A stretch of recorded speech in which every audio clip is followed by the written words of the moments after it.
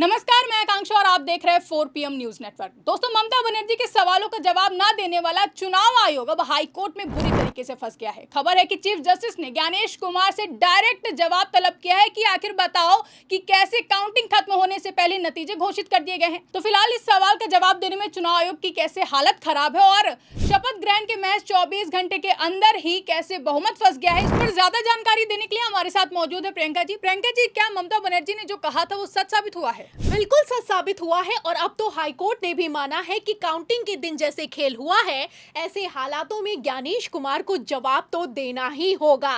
तो फिलहाल कैसे छुट्टी के दिन स्पेशल बेंच लगाकर हाई कोर्ट ने चुनाव आयोग की धज्जियां उड़ाई हैं, आपको बताएंगे।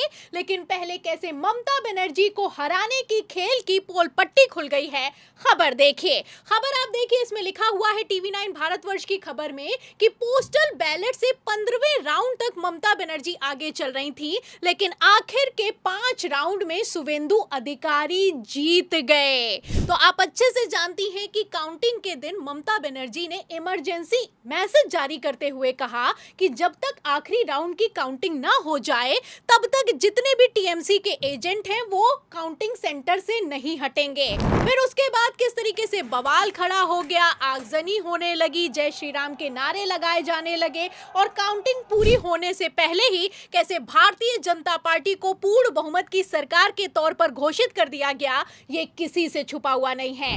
आपको बता दें, आकांक्षा, ममता बनर्जी की पार्टी ने दावा किया है कि आखिरी राउंड की काउंटिंग पूरी होने से पहले ही भारतीय जनता पार्टी को विजयी घोषित कर दिया गया है।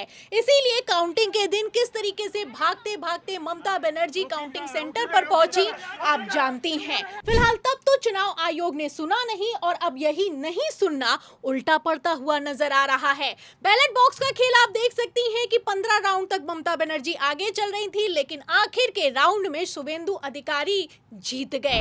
जो खेल बैलेट बॉक्स में हुआ वही खेल ईवीएम में भी हुआ। ईवीएम में आप जानती हैं कि किस तरीके से पहले राउंड की काउंटिंग में तो ममता बनर्जी आगे चल रही थी, लेकिन अचानक से काउंटिंग रुकी और शुवेंदु अधिकारी विजयी घोषित कर दिए गए। मतलब कि 13 राउंड की काउंटिंग तक तो अनाउंसमेंट हुआ, लेकिन उसके बाद TMC के एजेंट को काउंटिंग सेंटर से बाहर करके किस तरीके से घंटों तक भवानीपुर सीट पर काउंटिंग को रोका गया, ये किसी से छुपा हुआ नहीं है। मतलब आप समझ सकती हैं कि बंगाल के चुनावों में जो हुआ है हद पार हो गई है।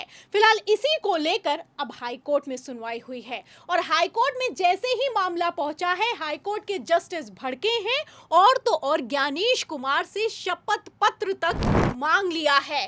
खबर निकलकर सामने आई है कि एक वोट की जंग जो है वो मद्रास हाई कोर्ट में पहुंच गई है।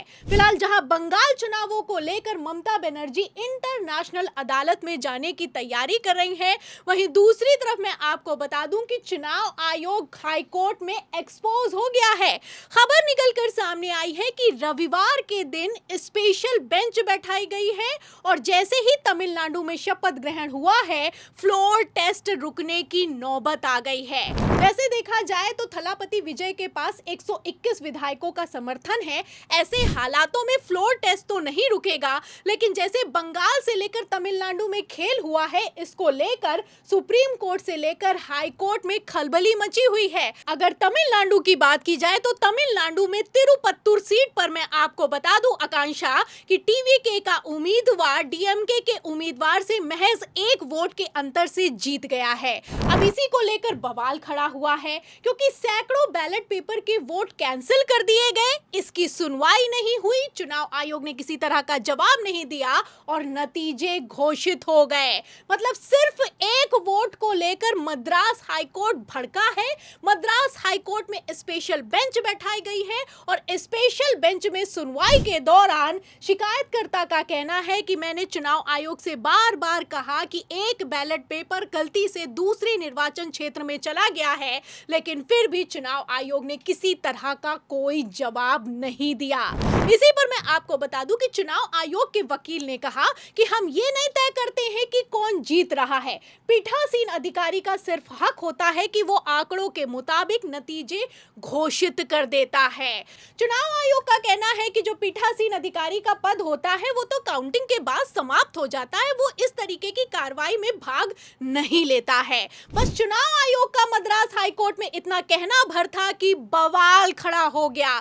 जस्टिस ने चुनाव आयोग की धज्जियां उड़ा कर रख दी हैं। आपको बता दें आकांक्षा, जो जस्टिस हैं एन सेंथी कुमार, उन्होंने डायरेक्ट चुनाव आयोग से सवाल करते हुए कहा है कि बैलेट पेपर कहां चला गया और बैलेट पेपर की काउंटिंग क्यों नहीं हो पाई और आखिर क्यों उम्मीदवार की शिकायत के जवाब चुनाव आयोग ने नहीं दिए, इसको लेकर शपथ पत्र देना होगा। शपथ पत्र देकर चुनाव आयोग को कहना होगा कि उसका ये काम नहीं है कि वो ये तय करे कि सारे बैलेट बॉक्स की गिनती पूरी हुई है या फिर की नहीं हुई है। तो आप समझ सकती हैं कि अगर अदालतें अपने पर आ जाए तो करने को कुछ भी कर सकती हैं। मतलब संडे के दिन, छुट्टी के दिन स्पेशल बेंच बैठाई गई है और स्पेशल बेंच ने चुनाव आयोग से डायरेक्ट सवाल किया है कि आखिर इतना बड़ा खेल काउंटिंग के दिन हो गया लेकिन चुनाव आयोग चुप क्यों बैठा रहा। तो फिलहाल किस तरीके से चुनाव आयोग काउंटिंग के दिन चुप हो जाता है, विपक्ष की शिकायतों के जवाब नहीं देता है, आप अच्छे से जानती हैं। तमिलनाडु की अगर बात की जाए तो यहाँ पर सिर्फ एक वोट को लेकर बवाल खड़ा हुआ है। बंगाल में तो 27 लाख वोट और अर्जियां पेंडिंग पड़ी रही, लेकिन फिर भी अधूरी वोटर लिस्ट पर चुनाव हो गया। इतिहास में ऐसा पहली बार हुआ जो बंगाल में हुआ। सुप्रीम कोर्ट तक ने नहीं सुनवाई की। सुप्रीम कोर्ट तक ने यह कह दिया कि जो 27 लाख वोटर्स हैं वो अगले चुनाव में वोट डाल सकते हैं। मतलब आप समझ सकती हैं आकांक्षा, जो हार जीत का अंतर है टीएमसी और भारतीय जनता पार्टी में, वो 30 लाख का है और 27 लाख वोटर्स वोट नहीं दे पाए, फिर भी सुप्रीम कोर्ट ने एक्शन नहीं लिया। ऐसे में आप समझ सकती हैं कि जो बंगाल के चुनावों में हुआ है वो कभी इतिहास में नहीं देखने को मिला है। मतलब मद्रास हाईकोर्ट में सिर्फ एक वोट पर सुनवाई हो रही है। वहीं बंगाल में मैं आपको बता दूं कि 176 सीटें ऐसी हैं जहां पर जितने वोट काटे गए उतने ही मार्जिन से भारतीय जनता पार्टी चुनाव जीत गई है।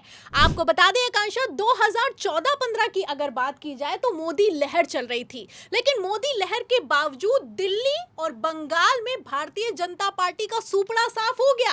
सिर्फ 3-3 सीटें दोनों को मिली। लेकिन अब आप समझ सकती हैं, जब मोदी लहर पूरी तरीके से खत्म हो चुकी है, भारतीय जनता पार्टी के पास बहुमत नहीं है, तो बीजेपी को प्रचंड जीतें मिल रही हैं। बिहार में प्रचंड जीत मिली और बंगाल में सारी हदें पार हो चुकी हैं। फिलहाल जिस तरीके से खेल चल रहा है, जिस तरीके से सुप्रीम कोर्ट ने भी एक्शन नहीं लिया है, ऐसे हालातों में जो मद्रास हाई कोर्ट में सुनवाई हुई है ये अपने आप में एक नजीर है।